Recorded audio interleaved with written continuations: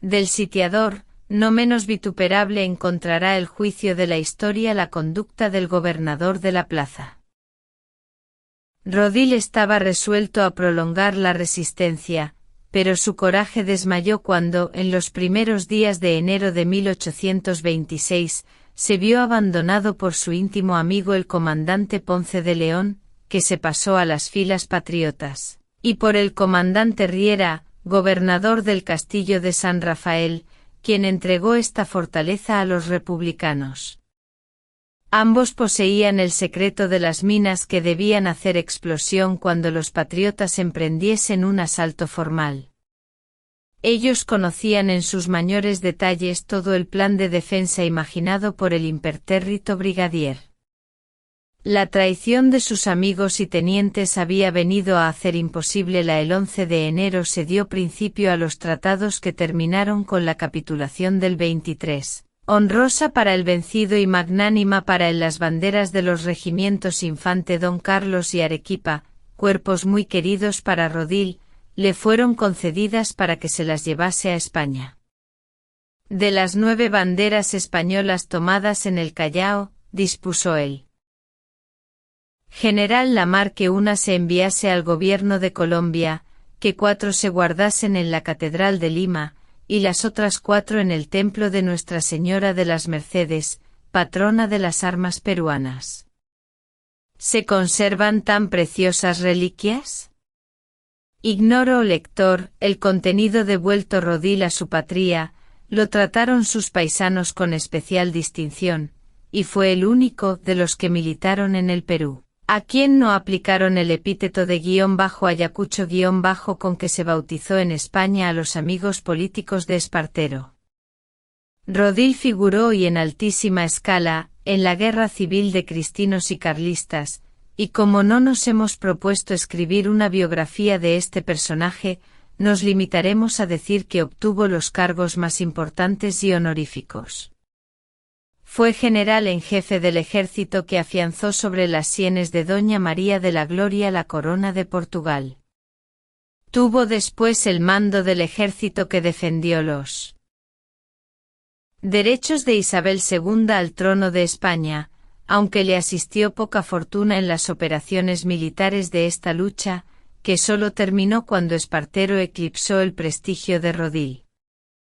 Fue virrey de Navarra, marqués de Rodil y sucesivamente capitán general de Extremadura a Valencia, Aragón y Castilla la Nueva, diputado a Cortes, ministro de la Guerra, presidente del Consejo de Ministros, senador de la Alta Cámara, prócer del Reino, caballero de collar y placa de la Orden de la Torre y Espada, Gran Cruz de las de Isabel la Católica y Carlos III, y caballero con banda de las de San Fernando y San Hermenegildo.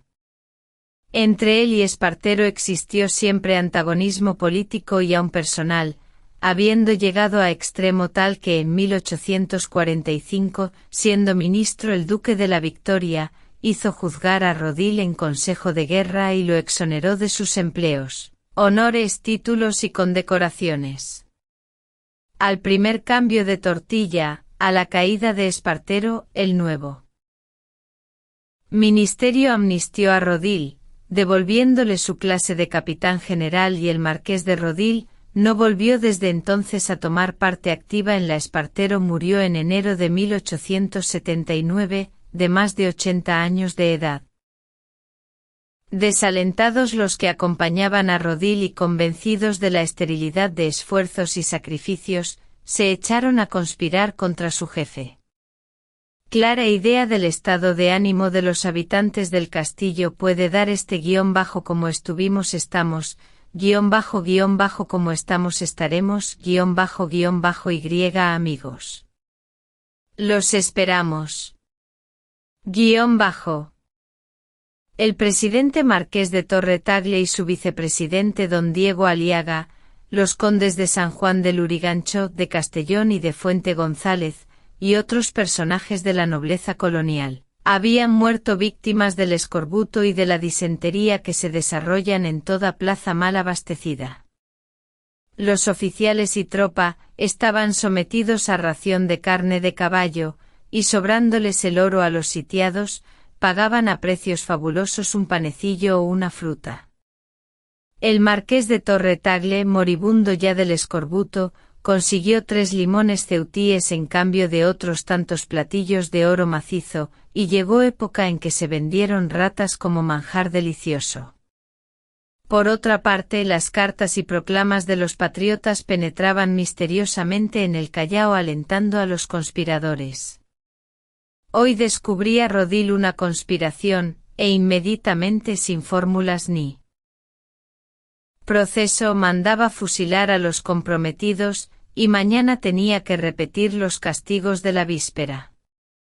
Encontrando muchas veces un traidor en aquel que más había alambicado antes su lealtad a la causa del rey, pasó Rodil por el martirio de desconfiar hasta del cuello de su camisa. Las mujeres encerradas en el Callao eran las que más activamente conspiraban. Los soldados del general Salom llegaban de noche hasta ponerse a tiro de fusil, y gritaban, a Lima, muchachas, que la patria engorda y da colores, palabras que eran una apetitosa promesa para las pobres hijas de Eva, a quienes el hambre y la zozobra traían escuálidas y ojerosas. A pesar de los frecuentes fusilamientos no desaparecía el germen de sedición, y vino día en que almas del otro mundo se metieron a revolucionarias. No sabían las pobrecitas que don Ramón Rodil era hombre para habérselas tiesas con el purgatorio entero. Fue el caso que una mañana encontraron privados de sentido, y echando espumarajos por la boca, a 2 centinelas de un bastión o lienzo de muralla fronterizo a bella vista.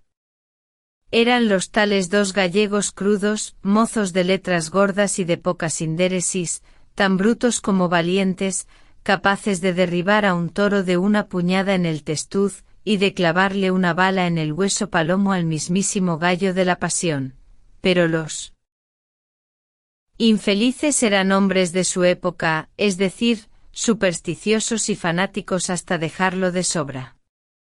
Vueltos en sí, declaró uno de ellos que a la hora en que Pedro negó al maestro, se le apareció como vomitado por la tierra un franciscano con la capucha calada, y que con aquella voz gangosa que diz que se estila en el otro barrio le preguntó de hermanito.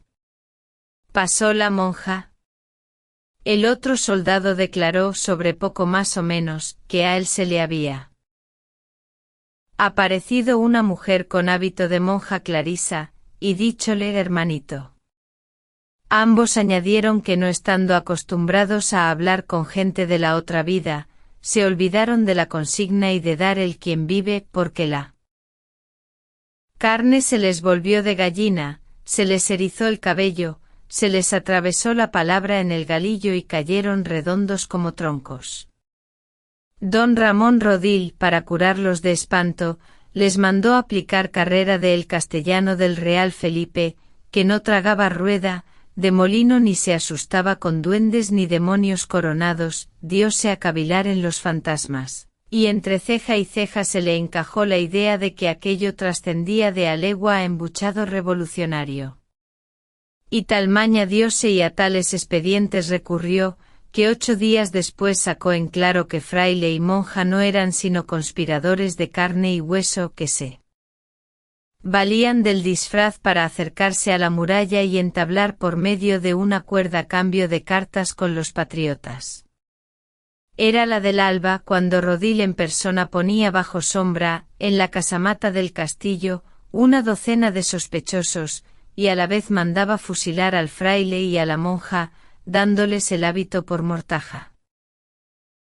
Aunque a contar de ese día no han vuelto fantasmas a peregrinar o correr aventuras por las murallas del hoy casi destruido Real Felipe, no por eso el pueblo, dado siempre a lo sobrenatural y maravilloso, deja de creer a pies juntillas que el fraile y la monja vinieron al Callao en tren directo y desde el país de las calaveras, por el solo placer de dar un susto mayúsculo al par de tagarotes que hacía centinela en el bastión del castillo. Por beber una copa de oro el pueblo de Tintay, situado sobre una colina del Pachachaca, en la provincia de Aymaraes, era en 1613 cabeza de distrito de Colcabamba. Cerca de 6.000 indios habitaban el pueblo, de cuya importancia bastará a dar idea el consignar que tenía 4 iglesias. El cacique de Tintay cumplía anualmente por enero con la obligación de ir al Cuzco, para entregar al corregidor los tributos colectados, y su regreso era celebrado por los indios con 3 días de ancho jolgorio.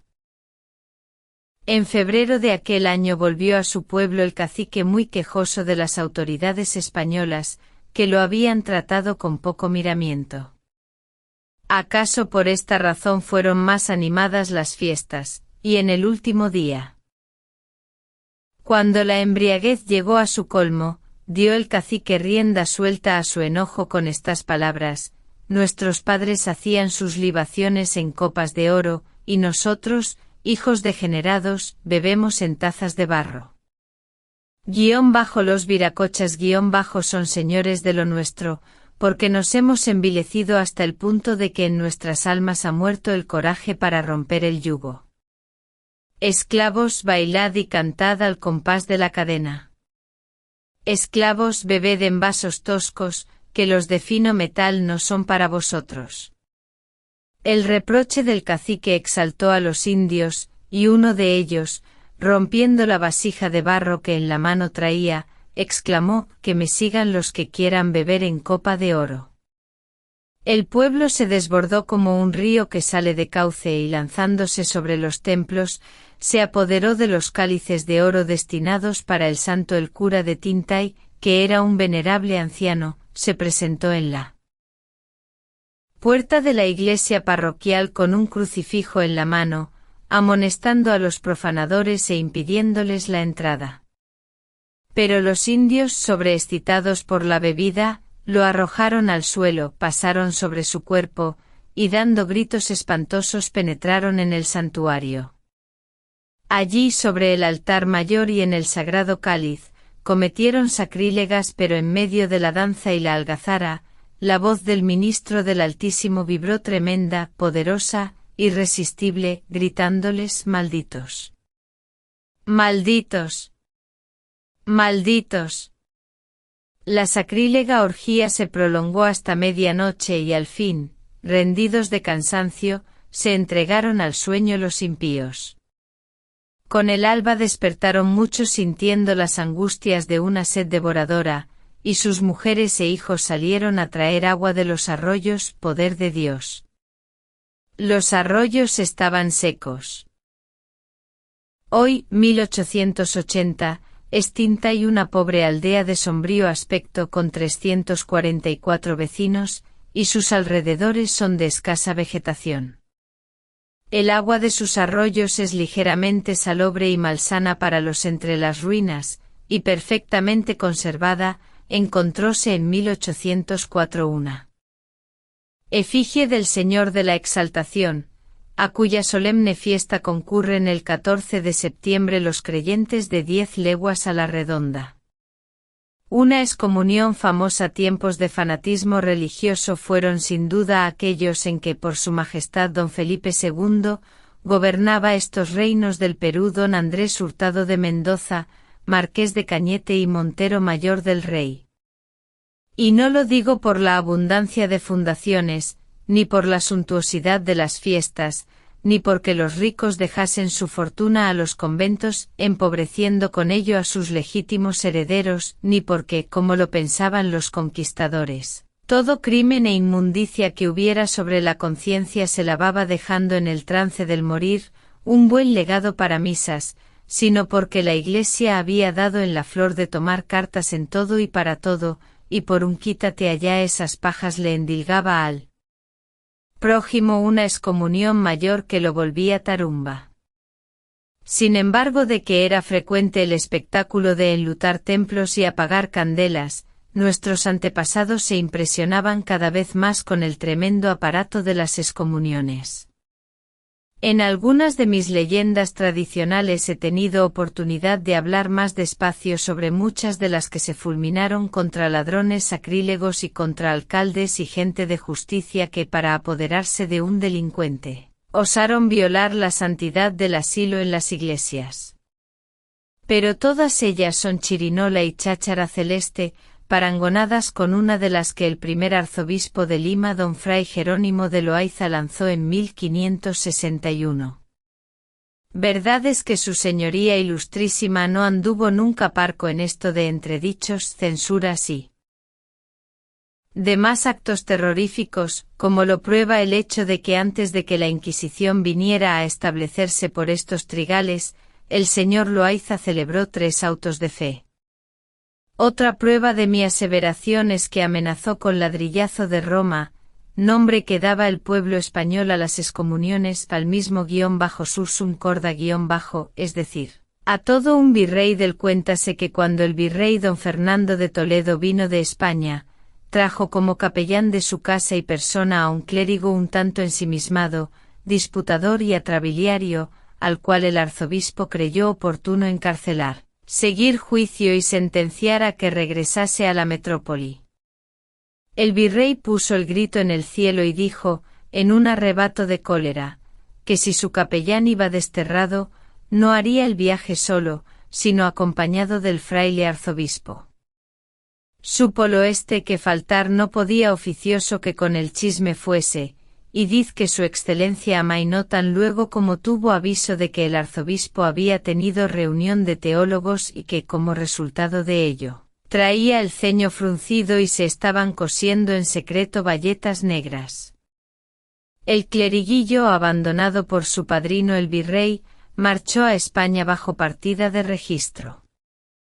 Pero la excomunión que ha puesto por hoy la Peñola en mis manos es excomunión mayúscula y, por ende, merece capítulo aparte.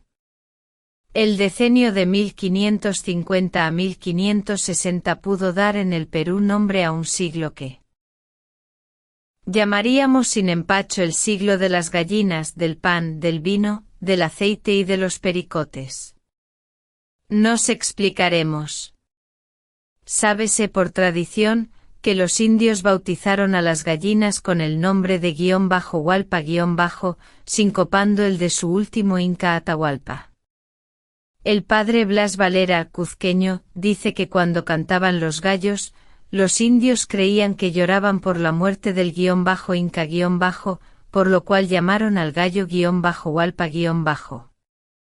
El mismo cronista refiere que durante muchos años no se pudo lograr que las gallinas españolas empollasen en el Cuzco, lo que se conseguía en los valles templados. En cuanto a los pavos, fueron traídos Garcilaso, Zárate, Gómara y muchos historiadores y cronistas dicen que fue por entonces cuando doña María de Escobar, esposa del conquistador Diego de Chávez, trajo de España medio almud de trigo que repartió a razón de 20 o 30 granos entre varios vecinos. De las primeras cosechas enviaron algunas fanegas a Chile y otros pueblos de la América. Casi con la del trigo coincidió la introducción de los pericotes o ratones en un navío que por el estrecho de Magallanes vino al Callao.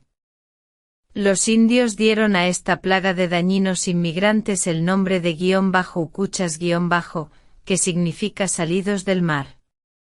Afortunadamente el español Montenegro había traído gatos en 1537 y es fama que don Diego de Almagro le compró uno en 600 pesos. Los naturales, no alcanzando a pronunciar bien el _mizmiz _ de los castellanos, los llamaron _michitus _ Y aquí, por vía de ilustración, apuntaremos que en los primeros 20 años de la conquista el precio mínimo de un caballo era de 4.000 pesos, 300 el de una vaca, 500 pesos el de un burro, 200 el de un cerdo, 100 el de una cabra o de una oveja, y por un perro se daban sumas caprichosas. En la víspera de la batalla de Chuquinga ofreció un rico capitán a un soldado 10.000 pesos por su caballo, propuesta que el dueño rechazó con indignación, diciendo, aunque no poseo un maravedí, estimo a mi compañero más que a los tesoros de Potosí. Habiendo gran escasez de vino, a punto tal que en 1555 se vendía la arroba en 500 pesos, Francisco Caravantes trajo de las Canarias los primeros sarmientos de uva negra que se plantaron en el Perú. En el pago de Tacaraca, Enical escribía Córdoba y Urrutia en 1840 existe hoy una viña de uva negra, que se asegura ser una de las plantadas por Caravantes, la cual da hasta ahora muy buena cosecha. Injusticias humanas. Los borrachos bendicen siempre al Padre Noé, que plantó las viñas, y no tienen una palabra de gratitud para Caravantes, que fue el Noé de nuestra patria. Obtenido pan y vino, hacía falta el aceite. Probablemente lo pensó así don Antonio de Ribera, y al embarcarse en Sevilla en 1559 cuidó meter a bordo 100 estacas de olivos. Don Antonio de Ribera fue en Lima persona de mucho viso, como que tenía escudo de armas en el que había pintado 2 lobos con 2 lobeznos en campo de oro. Casado con la viuda de Francisco Martín de Alcántara, hermano materno del marqués Pizarro, y que murió a su lado defendiéndolo, trájole esta pingüidote. Tomó gran participación en las guerras civiles de los conquistadores y después de la rebeldía de Girón marchó a España en 1557 con el nombramiento de procurador del Perú. Ribera fue dueño de la espaciosa huerta que conocemos en Lima, con el nombre de _huerta perdida _. Poseía una fortuna de 300.000 duros, adquirida haciendo vender por sus -mitallos higos, melones, naranjas, pepinos, duraznos y demás frutas desconocidas hasta entonces en el Perú. La primera granada que se produjo en Lima fue paseada en procesión en las andas en que iba el Santísimo Sacramento, y dicen que era desgraciadamente para Ribera, la navegación, llena de peligros y contratiempos, duró 9 meses, y a pesar de sus precauciones se encontró al pisar tierra con que solo 3 de las estacas podían aprovecharse, pues las demás no servían sino para avivar una hoguera. Diose a cultivarlas con grande ahínco, cuidándolas más que a sus talegas de duros, y eso que su reputación de avaro era piramidal. Y para que ni un instante escapasen a su vigilancia, plantó las 3 estacas en un jardinillo bien murado y resguardado por 2 negros colosales y una jauría de perros bravos. Pero fíese usted de murallas como las de Pekín, en gigantes como Polifemo y en canes como el Cerbero, y estará más fresco que una horchata de chufas. Las dichosas estacas tenían más enamorados que muchacha bonita, y ya se sabe que para hombres que se apasionan del bien ajeno, sea hija de Eva o cosa que valga la pena, no hay obstáculo exento. Una mañana levantóse don Antonio con el alba. No había podido cerrar los párpados en toda la santa noche. Tenía la corazonada, el presentimiento de una gran desgracia. Después de santiguarse y en chanclas y envuelto en el capote, se dirigió al jardinillo, y el corazón le dio tan gran vuelco que casi se le escapa por la boca junto con el taco redondo que lanzó. Canario. Me han robado. Y cayó al suelo presa de un accidente. En efecto, había desaparecido una de las 3 estacas. Aquel día Ribera derrengó a palos media jauría de perros, y el látigo anduvo bobo entre los pobres esclavos, que a su merced se le había subido la cólera al campanario. Cansado de castigos y de pesquisas y viendo que sus afanes no daban fruto, se acercó al arzobispo, que era muy su amigo, y lo informó de su gran desventura, al lado de la cual los trabajos de Job eran cancán y pero no es cuento, lectores míos, sino muy auténtico lo que sucedió, y así se lo dirá a ustedes el primer cronista que ojeen. Aquel día las campanas clamorearon como nunca, y por fin, después de otras imponentes ceremonias de rito, el ilustrísimo señor arzobispo fulminó excomunión mayor contra el ladrón de la estaca. Pero ni por esas. El ladrón sería algún descreído o Spirtford de esos que pululan en este siglo del gas y del vapor, pensará el lector. Pues se lleva un chasco de marca. En aquellos tiempos una excomunión pesaba muchas toneladas, 3 años transcurrieron y la estaca no parecía. Verdad es que ni pizca de falta le hacía a Rivera, quien tuvo la fortuna de ver multiplicados los 2 olivos que le dejara el ladrón y disponía ya de estacas para vender y regalar. Presumo que los famosos olivares de Camaná, tierra clásica por sus aceitunas y por otras cosas que prudentemente me callo, pues no quiero andar al rodapelo con los camanejos, tuvieron por fundador un retoño de la -huerta perdida -. Un día presentóse al arzobispo con cartas de recomendación, un caballero recién llegado en un navío que con procedencia de Valparaíso había dado fondo en el Callao, y bajo secreto de confesión le reveló que él era el ladrón de la celebérrima estaca, la cual había llevado con gran cautela a su hacienda de Chile, y que, no embargante la excomunión, la estaca se había aclimatado y convertidóse en un famoso olivar. Como la cosa pasó bajo secreto de confesión, no me creo autorizado para poner en letras de imprenta el nombre del pecador, tronco de una muy respetable y acaudalada familia de la República vecina. Todo lo que puedo decirte, lector, es que el comején de la excomunión traía en constante angustia a nuestro hombre.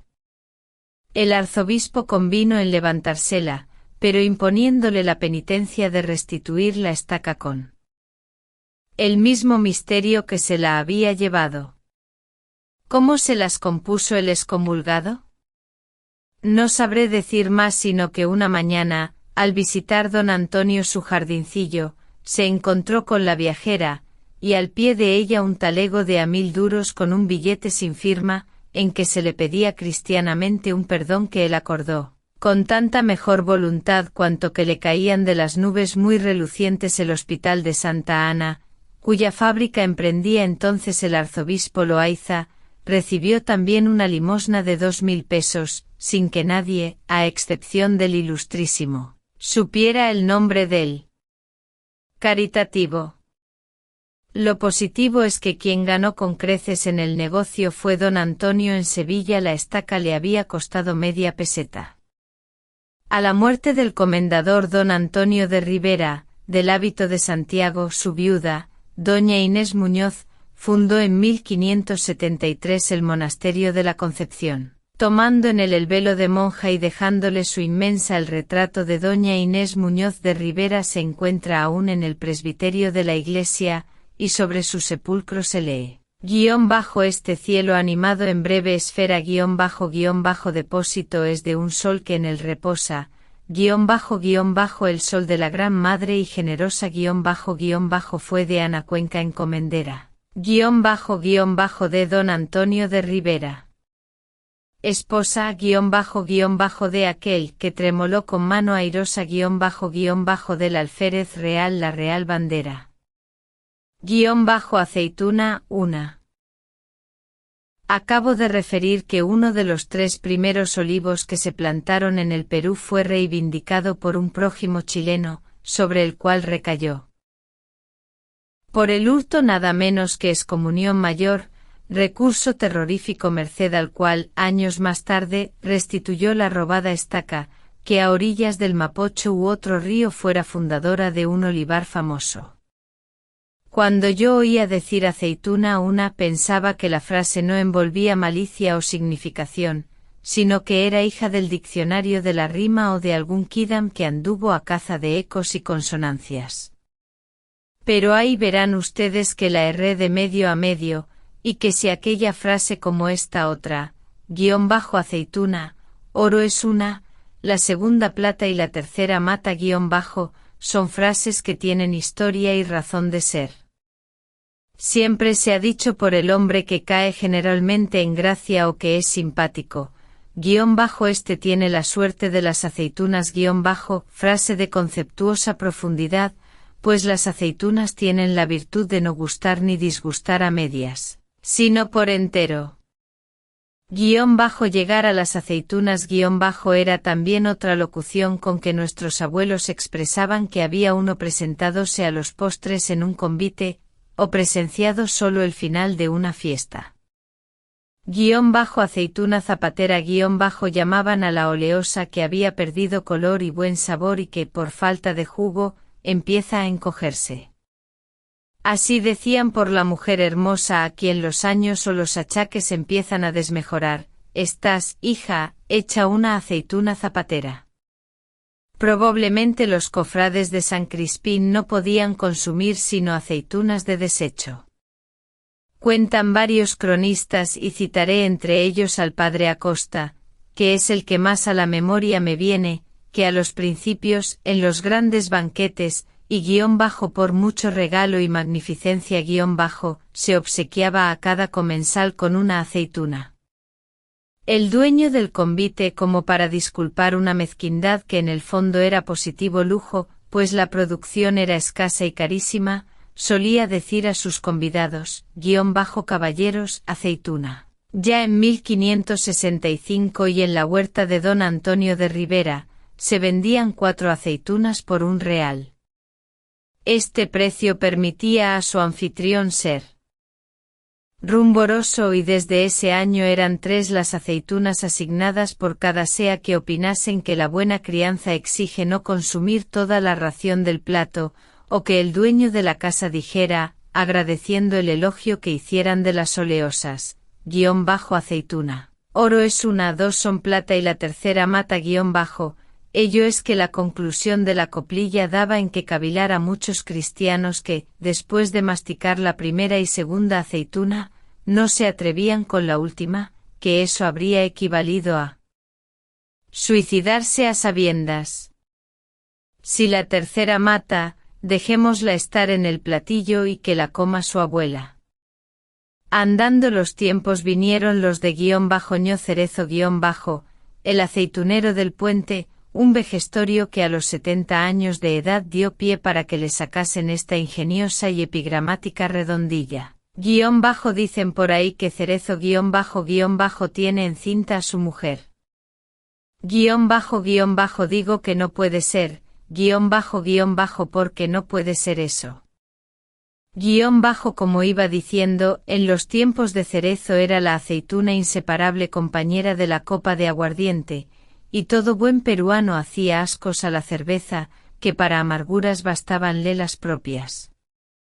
De ahí la frase que se usaba en los días de San Martín y Bolívar para tomar las -11 hoy se dice -lunch en gringo: señores, vamos a remojar una i. ¿Por qué, preguntará alguno, llamaban los antiguos las -11 al acto de echar después de mediodía un remiendo al estómago? ¿Por qué? -11 las letras son del aguardiente. Ya lo sabe el curioso impertinente. Gracias a Dios que hoy nadie nos ofrece ración tasada y que hogaño nos atracamos de aceitunas sin que nos asusten frases. Lo que va de tiempo hoy también se dice, aceituna, una, más si es buena, una docena _.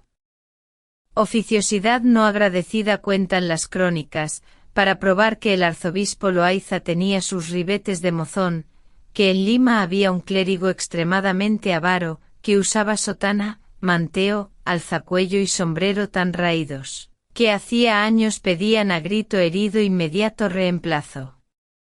En arca de avariento el diablo está de asiento, como reza el refrán. Su ilustrísima, que porfiaba por ver a su clero vestido con decencia: Padre Godoy, tengo una necesidad y querría que me prestase una barrita. El clérigo, que aspiraba a canonjía, contestó sin vacilar: eso y mucho más que su ilustrísima necesite, está a su disposición. Gracias. Por ahora me basta con la barrita, y Rivera, mi mayordomo, irá por ella esta tarde.